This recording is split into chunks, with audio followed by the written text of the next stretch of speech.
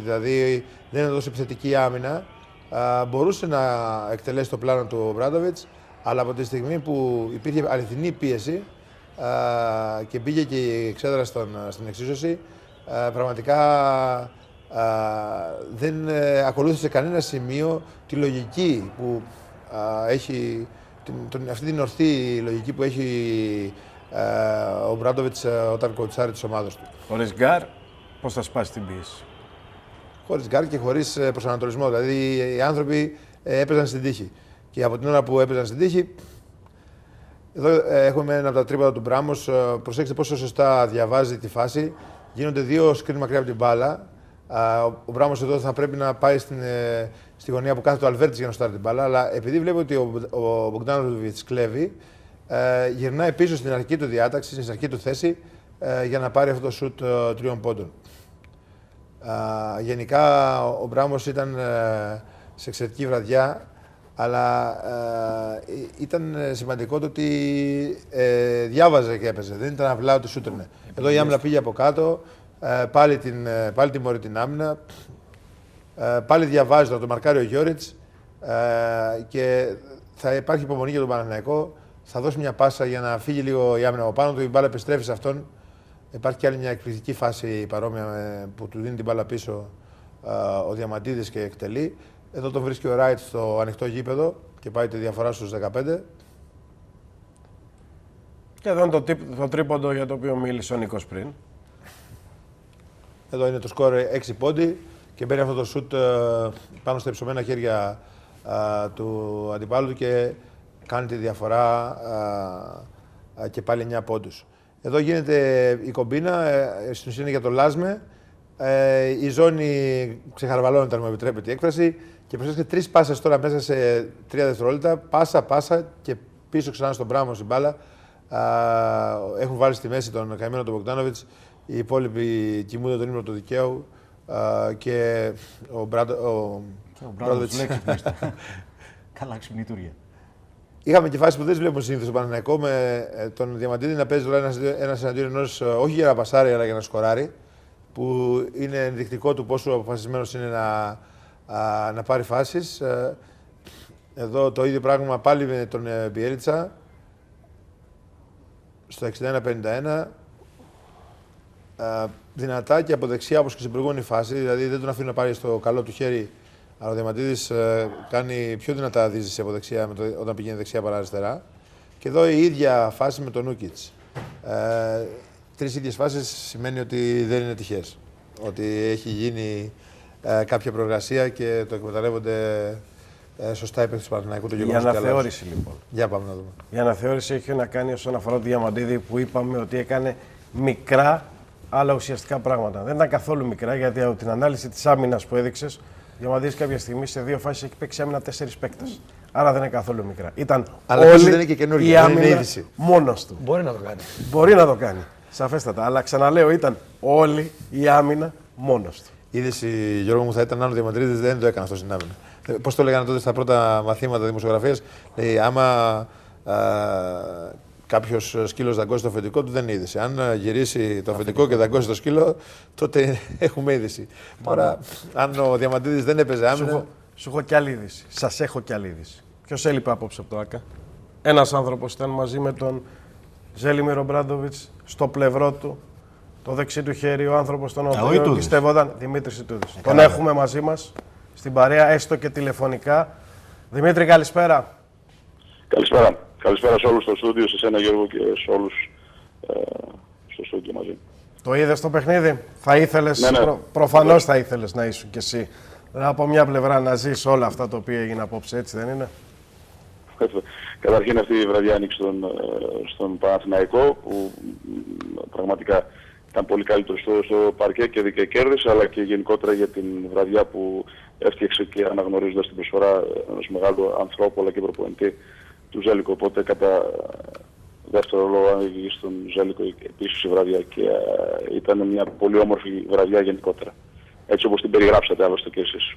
Έχεις διαχειριστεί μαζί με το Ζότς τέτοιες βραδιές, όχι ίδιες βεβαίως, γιατί το συναισθηματικό βάρος απόψε νομίζω ότι ήταν τεράστιο, περισσότερο από οποιαδήποτε άλλη βραδιά, αλλά ειδικές βραδιές, ας το πούμε έτσι. Τι είδες πίσω από αυτά που μπορούμε να δεις, γνωρίζοντας τον Παναθηναϊκό τόσο καλά όσο λίγοι? Η αλήθεια είναι ότι αυτό το παιχνίδι είχε δύο σκέλη. Είχε το συναισθηματικό, όπως σωστά αναφέρεσαι, αλλά είχε και το επαγγελματικό που και οι δύο ομάδες και εγώτησαν για τους 2 πόντους της νίκης. Το συναισθηματικό προφανώς θα πρέπει να το διαχειριστούν όλοι και νομίζω ότι το ανέφερε και ο Φραγκέσκο στην τοποθέτησή του, αλλά και ο Ζέλικο, αλλά προφανώς επηρέασε και τους παίκτες. Και το επαγγελματικό, το οποίο ο Παναθηναϊκός ήταν πολύ καλύτερος. Αν μείνουμε σε κάποια στοιχεία προπονητικά, προφανώς δεν ξέρω αν ο Μάνος το ανέφερε προηγουμένως, το γεγονός ότι ο Παναθηναϊκός έχει 41 rebound και η Φενέρμπαχτσε έχει 29, επίσης μπορούν να μας δείξουν λίγο με τους αριθμούς το πόσο μαχητικός ήταν ο Παναθηναϊκός. Κομβικό ήταν το σημείο που γίνανε οι αλλαγές και ο Μάικ βοήθησε αρκετά σε αυτό και στις αλλαγές, αλλά και στο στείλαν δεύτερο παίκτη. Θεωρώ ότι ήταν πολύ ενεργητικός ο Παναθηναϊκός, πολύ καλύτερος σε όλους τους τομείς και δίκαια κέρδισε το τελευταίο. Τι περιμένεις από εδώ και πέρα όσον αφορά και την πορεία του Παναθηναϊκού με στόχο την πρόκριση, αλλά και του Ολυμπιακού, με δεδομένο ότι πριν από μια εβδομάδα λέγαμε ότι και οι δύο ομάδες μας πρέπει να ξεπεράσουν τον εαυτό τους, να παίξουν στα όρια τους, χωρίς απώλειες, για να περάσουν στην επόμενη φάση? Καταρχήν θα πρέπει να συμφωνήσουμε όλοι ότι αποδεικνύεται ότι η αλλαγή που έκανε η Ευρωλίγκα και διόρθωσε, αν θέλεις, κατά με το Top 16 δίνει μια τελείως διαφορετική εικόνα. Είναι πολύ ανταγωνιστικό πρωτάθλημα το Top 16. Ο τρόπος που διεξάγεται λοιπόν το Top 16 είναι ένα καινούριο πρωτάθλημα και δίνει τη δυνατότητα οι ομάδες να παίζουν παιχνίδια τα οποία είναι όντως πολύ ενδιαφέρον για τον κόσμο. Σε αυτό τον όμιλο του Παναθηναϊκού και της Φενέρμπαχτσε αλλά και του Ολυμπιακού γίνεται μεγάλη μάχη. Προφανώς τα τελευταία αναπομείνοντα 3 παιχνίδια για τον Παναθηναϊκό και τη Φενέρα αλλά και 4 για τον Ολυμπιακό, αφού παίζει αύριο, είναι πολύ σημαντικά. Νομίζω ότι αναφερθήκατε στο γεγονός ότι η Φενέρμπαχτσε ίσως έχει ένα πιο βατό πρόγραμμα, με την έννοια ότι έχει στην έδρα της στο Μιλάνο και την ΕΦΕΣ, αλλά και την Κάι Λαμποράλ εκτός έδρας, οπότε μπορεί θεωρητικά να κάνει 3 νίκες, ενώ οι άλλες ομάδες δεν θα μπορέσουν να κάνουν 3 νίκες ακριβώς για το λόγο του ότι παίζουν μεταξύ τους. Δηλαδή και ο Ολυμπιακός παίζει με τον Παναθηναϊκό στο ΣΕΦ και έχουν να επισκεφτούν και οι δύο στην Βαρκελόνη. Μια Μπαρτσελόνη η οποία μπορεί να είναι αδιάφορη, αλλά προφανώς μόνο διάφορα δεν είναι στο παρκέ όταν παρουσιάζεται. Οπότε θεωρώ ότι είναι ανοιχτά όλα τα σενάρια και για τις 3 ομάδες. Και για τις 4, αν βάλουμε στην εξίσου προφανώς και την Ουνικά Χάτς. Δημήτρη, επί 13 χρόνια ήσασταν μαζί στο πλευρό του Ζότς και το έφερε η μοίρα έτσι, βρεθήκατε αντίπαλοι στο ίδιο πρωτάθλημα. Στο πρωτάθλημα στο οποίο μέχρι στιγμής το αφεντικό, όπως και να το κάνουμε, είσαι εσύ. Με την Banvit, η οποία, να μην γελιόμαστε, δεν είναι ούτε Φενέρ, ούτε Εφές, ούτε το ειδικό βάρος της Γαλατασαράι έχει. Παρ' όλα αυτά, στην πρώτη σου σεζόν έχεις υποχρέωση όλη στην Τουρκία να πίνουν νερό στο όνομά σου. Η αλήθεια είναι ότι στο τουρκικό πρωτάθλημα έχουμε μεγαλύτερη διάρκεια και έχουμε κερδίσει ομάδες οι οποίες αγωνίζονται στην Ευρωλίγκα. Προφανώς μας βοηθάει και το γεγονός ότι έχουμε περισσότερες μέρες στο να προετοιμαστούμε για αυτά τα παιχνίδια, αλλά η διάρκεια που δείχνουμε και το γεγονός ότι έχουμε κερδίσει και με συνθήκες στις οποίες βρεθήκαμε πίσω στο σκορ, είναι επίσης σημαντικό και νομίζω ότι αυτό είναι αξίζει συγχαρητήρια η ομάδα μου και οι μου και όλοι οι συντελεστές στο γεγονός ότι αυτή τη στιγμή η ομάδα βρίσκεται στην ίσως μια από τις καλύτερες πορείες που έχει κάνει στο πρωτάθλημα μέχρι τώρα τουλάχιστον. Αλλά όπως γνωρίζεις και εσύ πολύ καλά και όλοι, όλα κρίνονται στα play-off, οπότε σε ένα πολύ ανταγωνιστικό πρωτάθλημα όπως είναι αυτό το τουρκικό, με πολλές ποιοτικές ομάδες και με μεγάλες αποστάσεις, πολλούς ποιοτικούς παίχτες, προπονητές. Το γεγονός ότι αν κερδίσεις το πλεονέκτημα έδρας θα γίνει αυτό μόνο για να αποφύγεις ίσως ένα επιπλέον ταξίδι. Ένα αρκετά επίπονο ταξίδι τουλάχιστον για τη δική μου ομάδα, την Banvit. Όσον αφορά τώρα το γεγονός ότι βρεθήκαμε σε διαφορετικούς πάγκους, αυτό έχει να κάνει μόνο με την αντιπαλότητα. Μπορεί να έχουν τα δύο σωματεία για τα 40 λεπτά της διεξαγωγής του παιχνιδιού. Είχαμε την ευκαιρία να βρεθούμε 4 μέρες τώρα συνεχόμενα στην Κωνσταντινούπολη και να περάσουμε πολλές οικογενειακές στιγμές και η δική μου οικογένεια αλλά και η οικογένεια του Ζέλικο μαζί.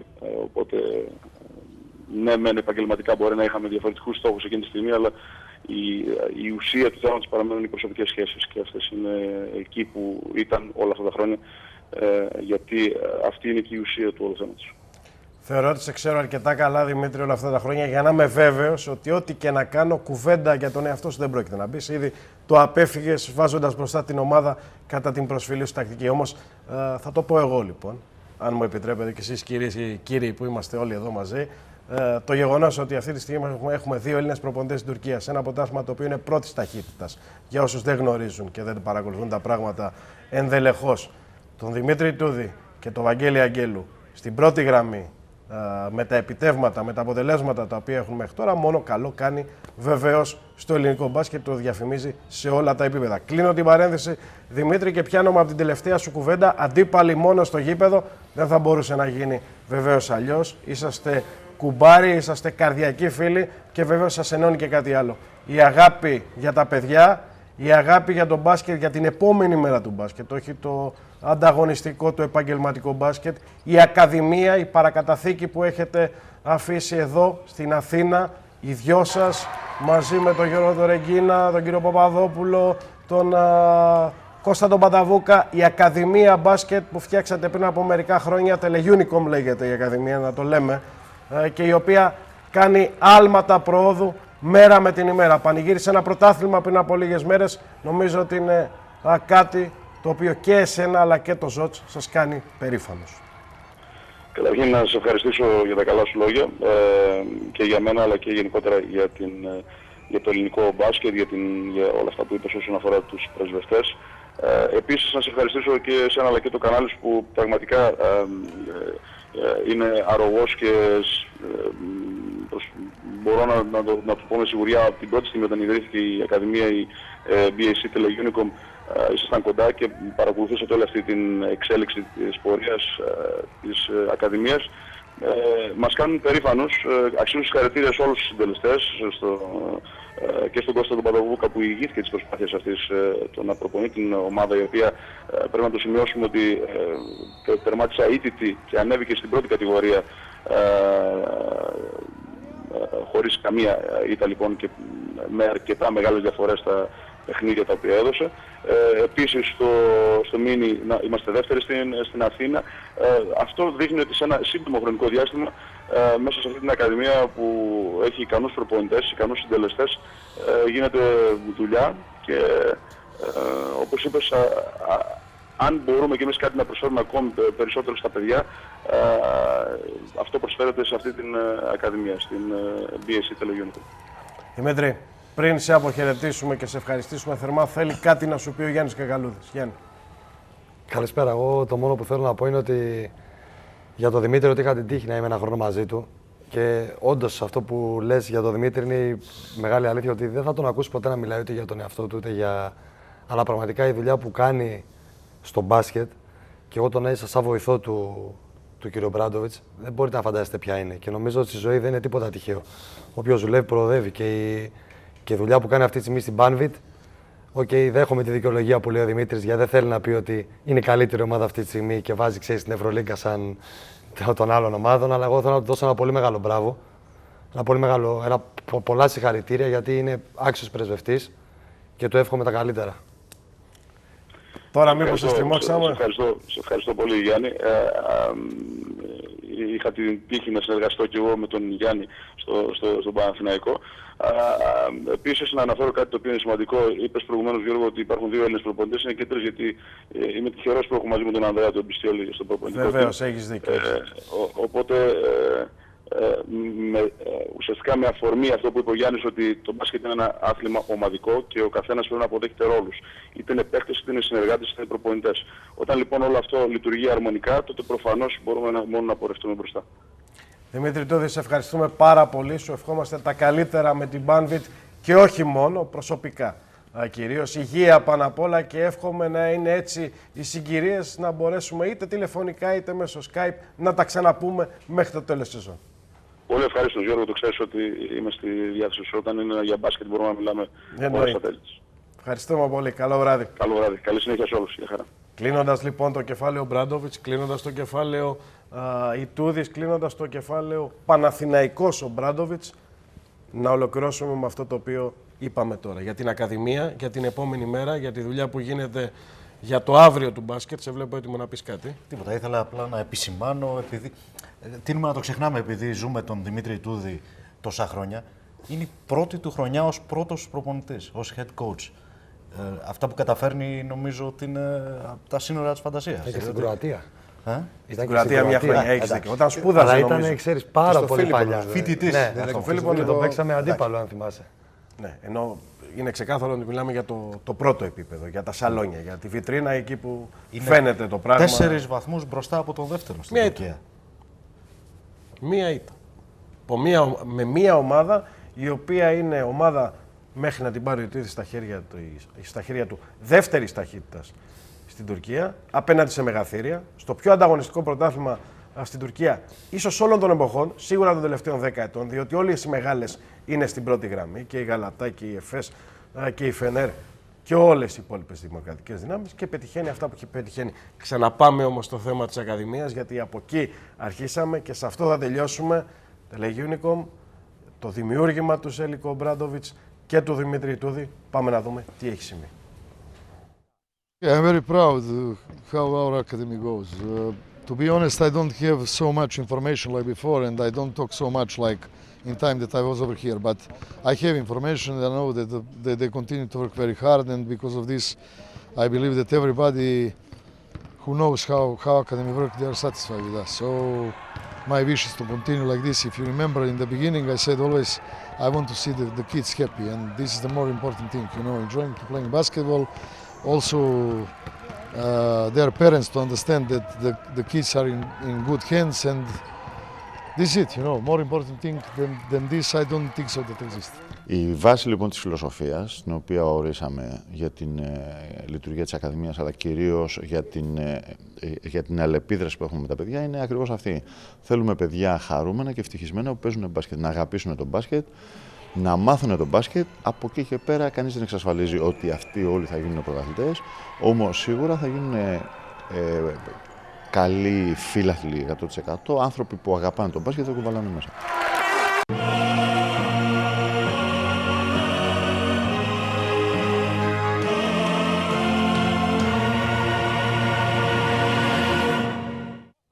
Ήταν μια ιδιαίτερη βραδιά, ξεκάθαρα, η οποία εξελίχθηκε με τον ιδανικό τρόπο και για τον Παναθηναϊκό και για το ελληνικό μπάσκετ. Αλλά μάλλον δεν μπορούμε να μείνουμε σε αυτά που πέτυχε ο Παναθηναϊκός απόψε. Υπάρχει μια αποστολή η οποία ακόμα δεν έχει ολοκληρωθεί. Είναι δύσκολη, σαφέστατα, τα είπε ο Νίκος νωρίτερα. Τα δεδομένα ναι, μεν έγιναν λίγο ευκολότερα, αλλά όχι ότι ο Παναθηναϊκός έχει το δρόμο στρωμένο για να περάσει στην επόμενη φάση. Τι είδες από τεχνικής και ψυχολογικής πλευράς που μπορεί να κάνει τους φίλους του Παναθηναϊκού να αισιοδοξούν ότι αυτή η δύσκολη αποστολή μπορεί να εκτελεστεί με επιτυχία? Και ο Παναθηναϊκός σήμερα έκανε ακριβώς αυτά που έπρεπε να κάνει. Ήταν πραγματικά καλός στο να διαβάσει τις αδυναμίες του αντιπάλου, να χτυπήσει εκεί που έπρεπε. Πήρε κάποια ρίσκα μέσα στο παιχνίδι, στο αμυντικό κομμάτι, τα οποία όλα του βγήκαν. Και νομίζω ότι παρά το γεγονός ότι ήταν μικρό το rotation, νομίζω δεν έχει παίξει καθόλου ο Παπάς με τον Γιάνκοβιτς. Ναι. Και έλειπε και λίγο ο Λουκάς, πολύ λίγο. Ναι, στην ουσία η δουλειά έγινε. Νομίζω ότι αυτό που χρειάζεται ο Παναθηναϊκός είναι να χτίσει πάνω στη σημερινή αυτοπεποίθηση που παρουσίασε, την ψυχολογική, το ψυχολογικό δέσιμο που είχε σαν ομάδα, να βάλει κάποιους παίκτες ακόμη στο λογαριασμό, γιατί πιστεύω ότι χρειάζεται περισσότερους ανθρώπους για να μπορέσει να σταθεί μέσα στη Βαρκελόνη, και από εκεί και πέρα να μπει στη διαδικασία να το πιστέψει, γιατί αυτό που θέλει να κάνει έτσι και αλλιώς είναι δύσκολο. Θα πρέπει να το πιστέψει πρώτα απ' όλους οι ίδιοι οι παίκτες του Παναθηναϊκού για να μπορέσει να συμβεί. Μάνο, ευχαριστούμε πολύ. Ήρθε η ώρα των live αλλαγών με τη γνωστή ιδιομορφία εδώ της τώρα θα άρχισα να πανηγυρίζω και καλό της. Πριν φύγει, μπορώ να πω κάτι? Εννοείται. Γιατί ξέρεις, έχουν περάσει πάρα πολλά χρόνια και δεν έχω βρει ποτέ τη στιγμή, αλλά έχω το χρέος να το κάνω αυτό σαν άνθρωπος. Θέλω να του πω ένα πολύ μεγάλο ευχαριστώ, γιατί ίσως άμα δεν ήταν ο Μάνος όταν εγώ ήμουν ένας περίεργος πιτσιρικάς, ίσως να μην ήμουν τώρα εδώ αυτή τη στιγμή. Και το λέω μέσα από την καρδιά μου αυτό, γιατί ήταν ένας άνθρωπος ο οποίος ίσως όταν κανείς δεν με πίστευε σαν παιδάκι. 17 χρονών, Ναι. Ίσως να του έχω γκριζάρει και λίγο τα μαλλιά παραπάνω, ας πούμε, αλλά θέλω να του πω ένα πολύ μεγάλο ευχαριστώ. Γιατί χρωστάω πάρα πολλά στο Μάνο. Πόσο συχνά σε έδιωχνε από την προπόνηση? Λέει κάθε μέρα, εγώ θυμάμαι μέρα παραμέρα. Καλό και το μέρα παραμέρα. Ναι, μοναζικά. Έστρωσε Μάνο από αυτό? Όχι, πραγματικά ένα πολύ μεγάλο ευχαριστώ. Ο Γιάννης ήταν σε μια χρονιά. Πώς ήταν ο Φώτης σήμερα που ήταν πάρα πολύ καλός, επειδή ήξερε ότι δεν υπήρχε εγγύηση, έπρεπε να κάνει τη δουλειά μόνος του. Εκείνη τη χρονιά λοιπόν στο Φάληρο μας το παίζαμε Β' Εθνική, το 99 δεν ήταν? Ναι. Όχι. Το 98, ναι. Γιάννης 20 χρονών. Το 98-99. Λοιπόν, ο Γιάννης ήταν το μοναδικό playmaker που είχαμε και η ομάδα έκανε 10 συνεχόμενες νίκες στο τέλειωμα του πρωταθλήματος, με το Γιάννη να κάνει φοβερές εμφανίσεις και να ανέβουμε τελικά κατηγορία από τη Β' στην Α2. Και παρότι μπήκες μια μέρα στην προπόνηση και τον είδες κρεμασμένο από τη Στεφάνη να κάνει τον Ινδιάνο. Άλλη χρονιά ήταν αυτή? Εκείνη τη χρονιά ήταν. Ήταν ανεβασμένος πάνω στο ταμπλό. Είχε βάψει τα μαλλιά του πράσινα. Και λέει: εγώ είμαι πουλί, λέει, και πετάω. Του λέω: καλά, παιδί μου, φύγε πετώντας για το σπίτι σου. Αποκλείεται. Όχι, αλήθεια λέει. Του λέω: κόντσα, κατέβω και μου λέει: έχεις δύο δρόμους. Κατέβα πετώντας. Ναι, ή φύγε πετώντας στο σπίτι σου ή κατέβα και φύγε με τα πόδια. Λοιπόν, Μάνο Μανουσέλη, ευχαριστούμε πολύ. Παίχτης θα στείλει αλλαγή. Ναι, τώρα αυτό λέω ότι. Έλα, αυτό κι αν είναι περίεργο. διώξε τον γιατί κολλήσαν τα πόδια μας κάτω από τα σωρόπια. Ο Μάνος βεβαίως θα είναι μαζί μας. Έρχεται όμως κι άλλος. Έρχεται Γρηγόρης. Ναι. Αφού αυτό ήταν το όνειρό σου να το κάνεις. Respect. Ότι ήταν το όνειρό σου να διώξεις τον προπονητή, να τον φας live στον αέρα. Και εδώ θέλω να αποκαλύψω το εξής. Όσοι είδαν τα βίντεο της ώρας για μπάσκετ τη Δευτέρα και άκουσαν τον Γιάννη Καγκαλούδη να λέει για το περίφημο 4-4-2 με ρόμβο. Κόπηκε όμως. Αυτό θέλω να πω. Χρεώσατε όλο επάνω μου. Ήταν μέγιστο λάθος. Είχε κάνει εκτενή αναφορά στο Γρηγόρη Παπαβασιλείου και είπε ότι πρέπει να αναλύσω το παιχνίδι. Όντως, και ποδοσφαιρικά. μεγάλη παιχτάρα. Γιατί ο Γρηγόρης δεν είναι μόνο μπασκετικός, ασχολείται και με το ποδόσφαιρο. Το κόψανε όμως. Δεν πειράζει, ξέρεις ότι η εκτίμηση στο πρόσωπό σου είναι απεριόριστη. Στα τρίκα όμως μην υποστηρίζεις τα τρίκα πολύ γιατί έχουμε Από εκεί είναι ο άνθρωπος. Τι να κάνουμε, και εμείς είμαστε από τις αίρες, τι άγιε Πασαραγή, θα γίνουμε πρέπει να υποστηρίζουμε τον Ίκαρο. Όταν ανέβει η ομάδα των Σερών θα μπορείς να το δεις διαφορετικά. Μέχρι τότε ας τον άνθρωπο να πονάει την ομάδα. Τι να κάνει. Εντάξει, ας σωθούν τα τρίκα, αλλά σωθεί και ο Ίκαρος, ρε φιλέ. Δεν γίνεται. Πώς βρεθήκαμε να μιλάμε για τον Πανσεραϊκό ενώ έχεις ρεάλτσες, κάτι έχεις. Εντάξει, ματσάρα. Το βέβαιο είναι μιλάμε για δύο ομάδες, εσύ καλά κάνεις και το λες, αλλά μιλάμε για δύο ομάδες που γεμίζουν το γήπεδο. Το Πασαραϊκό. Όχι. Τα Τρίκαλα και ο Ίκαρος αποτελούν κόσμημα για τη φετινή μπάσκετ λίγο. Έχω τοποθετηθεί. Ναι, στην αναδιάρθρωση κατηγοριών να μην πέσει κανένας φέτος. Το έχει πει ο Βάδογιαννης, αλήθεια λέει. Από την 6η-7η αγωνιστική το λέω. Το βέβαιο είναι ότι θέλω να πέσει κανείς. ομάδες που αποπνέουν υγεία, ομάδες που γεμίζουν το γήπεδο, ομάδες που πηγαίνεις εκεί πέρα και πληρώνεις την ώρα τους. Πρέπει να υπάρχουν και πρέπει να συνεχίσουν. Το που λέει ο Νίκος είναι πολύ σημαντικό. Τώρα πέρα από την πλάκα. Γιατί έχουμε καεί όλα τα και προηγούμενα τα Τρίκαλα, χρόνια. από ό,τι ξέρω και μιλάω με τα παιδιά, γιατί γνωρίζω πολύ καλά ότι οι παίκτες είμαστε φίλοι μεταξύ μας και εμείς. Όλα είναι ρολόι σε αυτές τις ομάδες. Δεν κάθεσαι μέχρι τη Δευτέρα να μας τα πει. Όχι. Έχει μάτς με τον Παναθηναϊκό. Και έγκυο γυναίκα. Σε ένα μήνα, λογικά, πάνω κάτω. Γκαγκαλούδης ο νεότερος. Ο Πατήρης Σάκης νομίζω. Ο νεότερος δύσκολο το βλέπω. Νεωτέρα. Καλύτερα για να μην μπει στο τρυπάκι. Και να μην πάω φυλάκι εγώ. Λοιπόν, πάμε στα της Ευρωλίγκας. Ρεάλ Μαδρίτης Τσέσκα, η καλύτερη άμυνα της Ευρώπης. Η άμυνα της Τσέσκα έφαγε γύρω στους 24 πόντους παραπάνω από αυτούς που δέχεται συνήθως. Με τη Ρεάλ έπαιζε. Σωστά. 69,4 δέχεται συνήθως, έφαγε 93 σήμερα. Πάντως ήρθε χ το μάτς. Γιατί 14 είχε λήξει και το πρώτο, έτσι, 85-71. Η Ρεάλ, η οποία το πάλεψε, το έφτασε και στο 15 κάποια στιγμή, γύρω στα 5 λεπτά πριν το τέλος, αλλά εκεί δεν άντεξε. Και η Τσέσκα με αφιονισμένο τον Wims έβαλε 28 πόντους. 30 πόντι είναι το ατομικό του ρεκόρ κόντρα στην Παρτίζαν. Αλλά και ο κύριος που βλέπετε εδώ και αυτός έκανε ατομικό ρεκόρ σήμερα. 28 πόντι από τον Ρούντι Φερνάντες. Ανάγκασε. Αυτόν τον έβαλες τώρα. Ανάγκασε τους μελλοντικούς κατόχους του Champions League, δηλαδή τον Ρονάλντο και τον Πέπε. Και την κυρία Ιρίνα Σάικ. Γιατί την ξεχνάς αυτή. Για τη Real Madrid. Να βγάλει έξω εδώ τώρα για το οποίο θα μας πει. Θα το πάρει το Champions League. Για τη Real Madrid που πρόκειται σε 2 μήνες να πάρει το Champions League, λοιπόν, πήγαν από τώρα. Είσαι θρασίτατος. Ο Ρονάλντο και ο Πέπε μαζί με τις κυρίες τους, την Ιρίνα Σάικ, συγγνώμη, την κυρία του Πέπε δεν την ξέρω. Εδώ ο Πάργκο, ο οποίος έβαλε 10 πόντους στο μάτς και οι 10 στην πρώτη περίοδο, αφιονισμένος. Δεν έπαιζε ο Τεόντοσιτς, ο οποίος είναι τραυματίας, αλλά νομίζω ότι ο Πάργκο και ο Τζάκσον δεν κατάφεραν να μπουν στα παπούτσια του Σέρβου. έστω και αν έβαλε 10 πόντους στην πρώτη περίοδο. Στο χ πήγαινε το μάτς, 24 όλα ήταν το πρώτο δεκάλεπτο και κανείς δεν ξέφυγε από τους δύο πάνω από 4-5 πόντους. Μια φάση που την έχουν κάνει πάρα πολλές φορές, Ροντρίγκες και Φερνάντες. Από το δεύτερο δεκάλεπτο ξεκίνησε να πατάει τον γκάζι ο Ρούντι για να σταματήσει τελικά στο συν 28. Η Ρεάλ, η οποία είχε σε κάποια φάση 9 κλεψίματα, είχε αναγκάσει την Τζέσικα να κάνει 10 λάθη και δεν είχε κάνει η ίδια κανένα μέχρι το τελευταίο δεκάλεπτο. Σοβαρά μιλάω. Έκανε δύο ολοκλήρωση το μάτι με 2 λάθη και τα 2 τα έχει κάνει στην τελευταία περίοδο. Αυτά δεν γίνονται στο ρυθμό που παίζει. Έχεις απόλυτο δίκιο σε αυτό. Και αν δεν ήταν και ο Wims, νομίζω ότι το μάτι θα πήγαινε στο συν 30 άνετα. Άνετα όμως. Ο Wims έκανε τρομερά πράγματα και ήταν αυτός που κρατούσε την Τζέσικα μέσα στο μάτσο όταν ξέφευγε ακόμη και με 10 πόντους όπως έγινε στην τρίτη περίοδο. Ο Χριάπα πώς ήταν λίγο. Ήταν κακός. Ήταν κακός ο Χριάπα, ο οποίος νομίζω ότι έκανε τα περισσότερα λάθη από την Τζέσικα και αυτό από μόνο του λέει πολλά. Προσωπική εκτίμηση, ό,τι και να γίνει με τους υπόλοιπους, αν ο Χριάπα δεν ξαναγίνει Χριάπα, η Τζέσικα δεν έχει καμία τύχη για να πάρει φέτος την Ευρωλίγκα. Αυτός είναι ο παίκτης που καθορίζει τα πάντα στην ομάδα του Μεσίνα. Βλέπετε συνεχόμενα λάθη, ευνηδιασμοί για τη Real Madrid, 58-48 στο 25ο λεπτό. Χαμόγελα από τους μελλοντικούς πρωταθλητές. Ο Wims είναι αυτός που επαναφέρει την διαφορά στους 5 με 5 προσωπικούς πόντους, κάνει ό,τι θέλει είτε μέσα είτε έξω από το ζωγραφιστό. Εκεί που είχε πάει η διαφορά στους 7 βλέπουμε και τον Χάινς, 66-61 σε ριχά νερά ήταν ο Αμερικανός.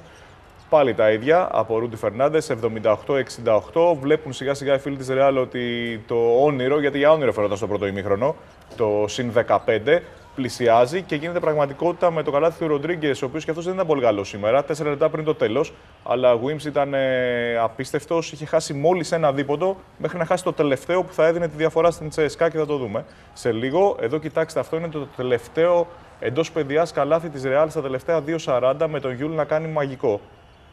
Και με τον Wims και τον Χριάπα επάνω του στα τελευταία 2 δευτερόλεπτα. Ο Wims, ο οποίος θα περάσει την μπάλα στον Κρίστιτς, επανέρχεται εδώ, είναι στους 9 πόντους στο μάτς, 88-79 και θέλει 76 δευτερόλεπτα. Στη συνέχεια, εδώ νομίζω ότι ο δικός μας κάνει καθοριστική τη συμμετοχή του στο μάτς. Καλάθι και φάουλ από τον Μπουρούση. 90-79 θα ευστοχίσει και στην ελεύθερη βολή. Δείτε εδώ ξανά. Παίρνει το φάουλ από τον Χριάπα προστατεύοντας την μπάλα. Κύριε Χριάπα, αν θες να κάνεις φάουλ εκεί, τουλάχιστον κάντο καλά. Αντρικό. Εδώ νομίζω ότι δίνεται ευκαιρία από τους διαιτητές στην Ρεάλ να κλειδώσει ακόμα και το συν 15. Δίνεται φάουλ στον Χριάπα και όχι στον Μίροτιτς. Ντροπή. Ο Μίροτιτς κάνει το 2-2 στις ελεύθερες βολές, 93-79 και θέλουμε 21 δευτερόλεπτα, 21,6 για την ακρίβεια. Με την Τσέσικα να χάνει την πρώτη ευκαιρία με τον Κρίστιτς, κάνει λάθος στη συνέχεια ο Σλότερ πατώντας έξω και στα 2,1 θα προλάβει να κάνει ακόμη ένα σουτ, αλλά και αυτό θα είναι άστοχο με τον Sonny Wims να μην μπορεί να φέρει την διαφορά στους 12. Στο συν 14 ισοφάρισε απλώς τη διαφορά του πρώτου παιχνιδιού. Η Τσέσικα υποδέχεται τώρα Bayern και Γαλατά και πηγαίνει στο Ισραήλ να παίξει με τη Μακάμπι. Η Ρεάλ πηγαίνει στο Τελ Αβίβ, υποδέχεται τη Λοκομοτίβ Κουμπάν και κλείνει με την Ζαλγκίρις. Έχει πιο δύσκολο πρόγραμμα η Ρεάλ, αλλά νομίζω ότι είναι. Ναι. Ουσιαστικά είναι σε απόλυτη ισοβαθμία οι δύο τους, έτσι. Ίδιες νίκες. Όπως το λες, 9-2. Μεταξύ τους συμπλήν 0 και μοιάζουν πολύ και το goal average που λέμε στα ελληνικά. Συν 123 έχει η CSKA, η Real, συν 119 η CSKA. Το Τελ Αβίβ φαίνεται ότι θα κρίνει τα πράγματα. Αν κάποιος από τους δύο σκοντάψει, ο άλλος παίρνει την πρωτιά. Στη συγκεκριμένη χρονική στιγμή οι δύο ισπανικές ομάδες είναι σε εξαιρετική κατάσταση. Το βλέπεις, Γιάννη. Η Μπαρτσελόνα και η Real νομίζω είναι σε άλλο ρυθμό, σε άλλο μπάσκετ βασικά. Και αυτό οφείλεται και στο πρωτάθλημά τους. Όταν η Μπαρτσελόνα θα πάει να παίξει με τον 8ο της Ισπανίας, θα πρέπει να φτύσει αίμα για να κερδίσει. Σε αντίθεση με τον Παναθηναϊκό και τον Ολυμπιακό, που δυστυχώς το πρωτάθλημα το δικό μας δεν τους βοηθάει και δεν τους κρατάει έτοιμους για ένα τέτοιο συνεχόμενο δύσκολο. Ακριβώς. Ενώ την Μπαρτσελόνα και τη Real της δίνει δύναμη το παιχνίδι. Σκληραγωγή. Ακριβώς. Τους προσθέτει μπαρούτι, ας πούμε. Ακριβώς. Πάντως, όσον αφορά τη Real, εγώ συμφωνώ μαζί σου ότι αυτή τη στιγμή οι δύο Ισπανικές είναι που δείχνουν πιο έτοιμες.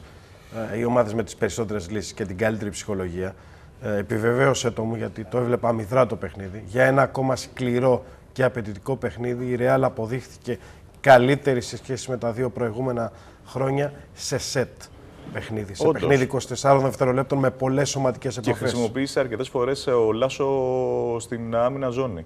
Πολλές φορές έπαιξε ζώνη στην άμυνά του και νομίζω ότι η Real ήταν πάρα πολλές φορές, νομίζω 3-4 time out. Ο Μεσίνα τα έβαλε χρησιμοποιώντας και πολλές φορές τη λέξη από F στα αγγλικά με τους παίχτες του για να τους ξυπνήσει, να προσπαθήσει να τους ξυπνήσει. Βέβαια, δεν ξέρω κατά πόσο είναι ελαφρυντικό το έλειπε ο Τεόντοσιτς. Έλειπαν δηλαδή 10,9 πόντι, αλλά και γύρω στα 4.